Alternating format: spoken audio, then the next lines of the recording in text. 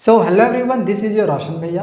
देखो, बहुत सारे बच्चे ना ये कमेंट्स कर रहे थे कि सर मैंने ना कॉपी में बहुत सारा बना के लिखा हुआ है, तो मुझे नंबर मिलेगा कि नहीं मिलेगा। बहुत सारे बच्चों के ऐसे कमेंट्स आ रहे थे, लगातार आ रहे थे।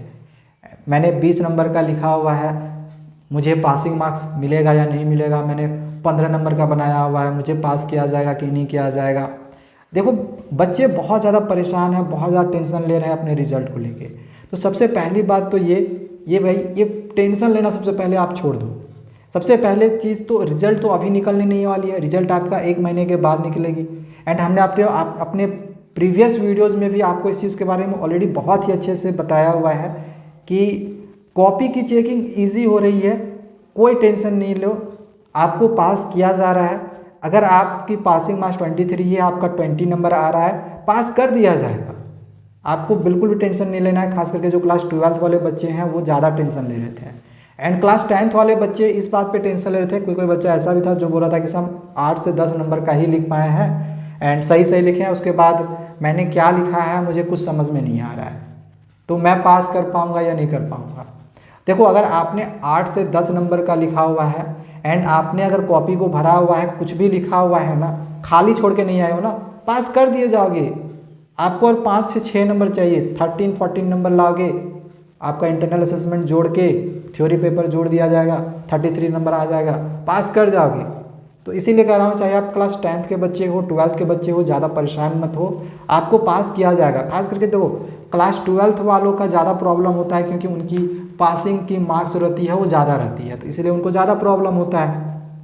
बट एक चीज़ जान लो कि क्लास 12th वालों का ना बहुत कम कोशिश किया जाता है कि वो फेल करे। मतलब टीचर चाहते हैं कि क्लास 12th वाले बच्चों को प्रमोट कर दिया जाए।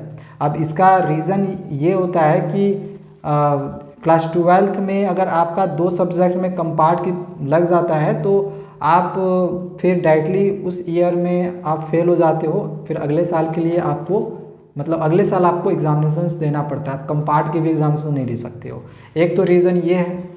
दूसरा रीज़न ये भी है कि क्लास 12th के बच्चे अगर फेल कर जाते हैं तो उनको इन फ्यूचर आगे फिर उनकी पढ़ाई पे बहुत ज़्यादा अफेक्ट पड़ता है। तो इस चीज़ को भी ध्यान में रखा जाता है कि क्लास 12th वाले बच्चों को खास करके उनकी पढ़ाई पे किसी तरह कोई अफेक्ट ना पड़े, तो इसलिए उनको भी, मतलब उनको कोशिश किया जाता है कि उनको पास किया जाए।